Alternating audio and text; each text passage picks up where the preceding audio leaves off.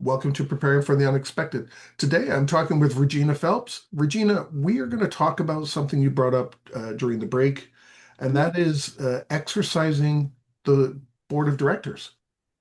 Yes, I think this is an important thing. This is exercising the corporate board of directors. So just to sort of get our terminology correct here. I've done over 3,700 exercises in my career, but I actually have done in the last 2 years probably 30 exercises that are in corporate boards. And it sort of came as a big surprise to me when my phone started ringing about this particular topic, but it's a really important one. And I want to point out a couple of things that I think our colleagues should be thinking about. Because it would be great if this opportunity came to you. So, when you think about exercises in general and you look at the corporations around the world, there's two exercises that I personally very commonly do. One is for the C-suite, and it's just for them. And the other one I do is for the crisis management team directly below them. And what I often do is I say, okay, great, we do these two separate exercises. But then what I like to do is I like to make sure that there's an opportunity to combine them. If I'm doing the corporate crisis management team exercise, then I will have the executive scheduled to get a real briefing from the corporate team a couple of times during like a 4-hour exercise. So everybody kind of learns their roles.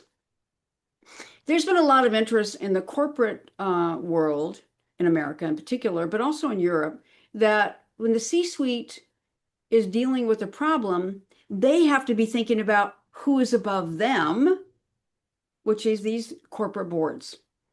Now, in the world of corporate boards, there are really clear differences about who does what, right? So the corporate board is not managing an event, is not managing or making business-like decisions. They have a very different set of responsibilities. And part of it is that it's very common that they've never worked that out. Kind of like a lot of, they've never had a conversation about how things would happen, who does what, etc. And so increasingly in the United States, there's a group called the North America, I always get their name messed up, North America, National Associations of Corporate Directors. And here's a book I want to just sort of point out here. I first became familiar with this. It's been now about 6 or 7 years ago. And this book was published. It's called Adaptive Governance, Board Oversight of Disruptive Risks. And so this came probably, I'd say, in the 2017-18. And I attended a workshop that this organization did, and really talking about what is the role of the board. At the same time, what's the role of the executives, and how does that work in crisis? And so increasingly, boards are more interested in actually maybe doing a periodic exercise with the C-suite. Now, my thought is, have you heard of people doing that before in Canada? I've heard of it, but I have not met anyone who's done one. And I Mm-hmm. haven't done one myself on that level. Mm-hmm. It's actually really interesting because there's a whole lot of things that boards should not be getting their hands into. And so, they having really clear kind of guidelines and practice. And so the most common ones that I've done is when either the CEO has been either removed because of misbehavior, is the scenario, or perhaps they were killed in some, plane crash or something like that. And then the question is, pardon me, how does the board interface? What is their role, and how can they, be helpful, useful, but also understanding that their job is not running the business per se, but there are some cases in which they need to step forward to actually engage because of their fiduciary responsibilities. They overarchingly are responsible for the organization, even though they don't run it. And so I think it's an important thing to practice. Because of the work that NACD has been doing, there's increasingly more interest in actually doing exercises and the opportunity to actually engage in practice with the corporate leadership. Have you heard, have you seen any of this going on in Canada, or is it something just to the unique to the United States? I don't think it would be something that's unique to the United States because I have heard of it, but it's very rare Hmm. that the board wants to do their own exercise or get involved. A lot of them, when we talk about board of directors and exercising, it's they receive the results from Right, right. They get somebody the after else. action report, right? And a Yeah, risk committee report. yeah, that's the part you hear the most. Hmm. So I'm curious to know what would we test them on? Yeah, that's a really great question. So in the exercises that I've designed, the first thing you do is you kind of are designing two things at the same time, right? Because you have to figure out what is the narrative that actually causes the board to need to become engaged. So you look through the kinds of things, and it's often a lot of issues related to the malfeasance of a CEO, or they're missing in action in some for some particular way, um, and that they need to engage actively with the C-suite. And so when we've done those exercises, there's a lot of I work very closely with members of the C-suite, not usually them directly, but their subordinates, to figure out what is the most likely narrative, what would be one that would make sense. And then what we do is we first of all kind of craft what that narrative would look like. It's almost always involving the CEO and maybe the second person in charge. Because if they're intact, then the board has less to do, if you would, in the case of a crisis.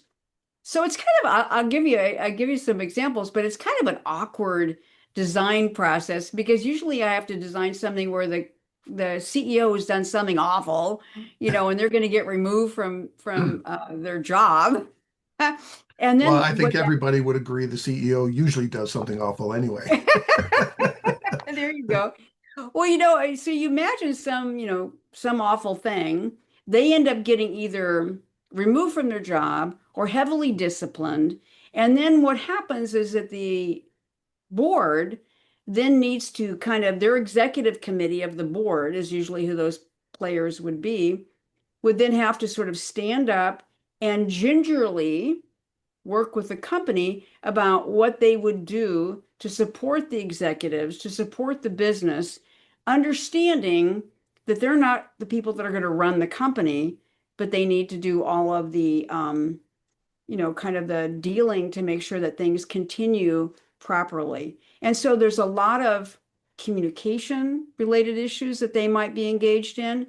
There might be some oversight or working closely with people below the CEO if that person was the issue and maybe was removed from their job. It's a very kind of a ginger dance back and forth.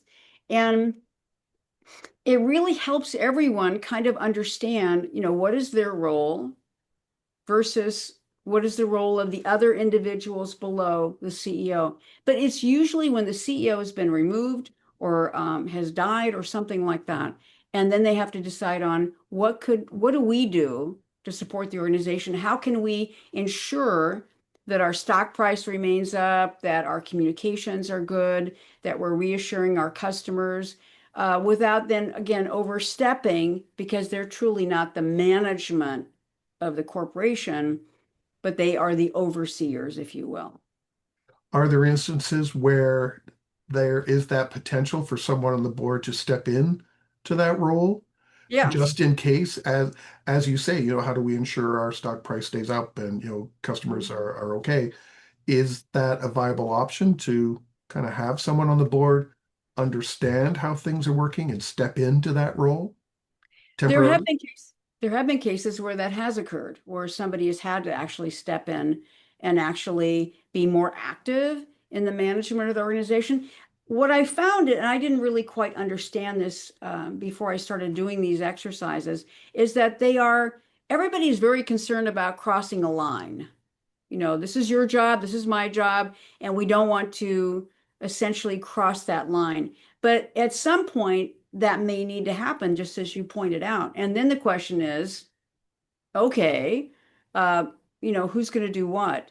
And I have not seen in the boards that I've done this for, I have not seen kind of clarity about like how that might happen or who would do that or there's it's going to be probably the executive committee, of course, of the board that would be doing that. But other than the chairman of the board, is there others that would have certain particular roles? And and maybe when they're looking for new board members, would they think of certain skills that you might like to have in case, God forbid, any of that ever happened? And so this association, the National Association of Corporate Directors, they have an annual conference. They're starting to actually talk more seriously about this. And I think it'd be something that our colleagues should actually think about. Is there a way that we could actually even discuss this with our executives that, if this was to become an issue or to be a concern from your board, when you're doing the risk report to the board, that we could certainly design something of which they could sort of practice their job just like we do for everybody else, because of the sensitivity about, staying on the right side of the line, right, with corporate directors. I think that makes them even a little bit more careful about trying to jump in and do something. And so, could there be some guidance that could be published and put in their materials? Could they do periodic, simple trainings with the corporate board about how things might happen if there was a particular issue? And the idea that maybe they could do some exercises. I'll tell you one thing that I've done a lot recently is I've actually had directors, the chairman of the board, actually receive a report from executives during a C-suite exercise. That's actually very helpful. Have you ever done that? No, no, that hasn't come So up. No. no. So when I've done that, I'll just say I know we're going to run out of time here shortly, but what I would say is this. If indeed you ever have the opportunity to do that, it's a great thing to educate everybody. And what you need to do to make that work in particular is you need to make sure that you actually have given the chairman of the board kind of a clear document that says, okay, this is the background of the exercise. This is what our expectations of what you do and what they do, sort of reiterating what should already be in their plans, but probably isn't. And the reason that you want to give them the information about what is happening in the scenario is that when they walk in to have the call with the executive, you don't want them to be flat-footed because they wouldn't be flat-footed in a real event. They would know that something was going on. So it allows them to do some thinking. It allows them to get kind of grounded so they can actually play in the exercise and do a better job. And so I found that extremely helpful. And every board chair I've done that with are thrilled because then they've really had to think through what would the board do in this particular case? How would we work with the executive team? Again, understanding that there's a line that they don't cross. But I found it really helpful and they were thrilled in that exercise. So I think it's something that we should be thinking about in our work Mhm. because those opportunities are very likely to become more frequent because corporate boards are really starting to take this much more seriously. Well, I know we're almost out of time, but I do have to ask the question then. If you are performing an exercise with a corporate board of directors Mhm. and you find gaps or opportunities, how do you document them and follow up that they've been done? Because then you, It's crossing the who line, makes right? sure that they're going to fix those gaps?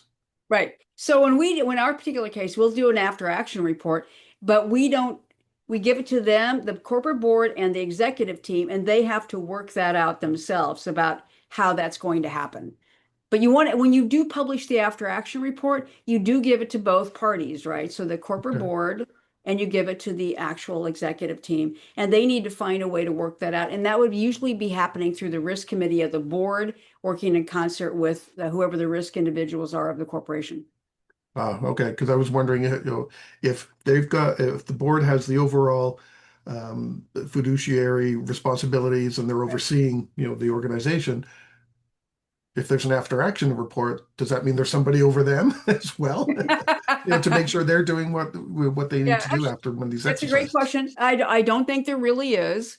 But I think, what my experience has been is they take it darn seriously. And once it's documented, my sense is that, again, working with the risk committee of the executives, I think that they would manage that. On that note, we've come to the end of the segment. Regina, thank you so much for chatting with us today. It's always a You're pleasure. welcome. You're welcome. Ditto. Have a great day.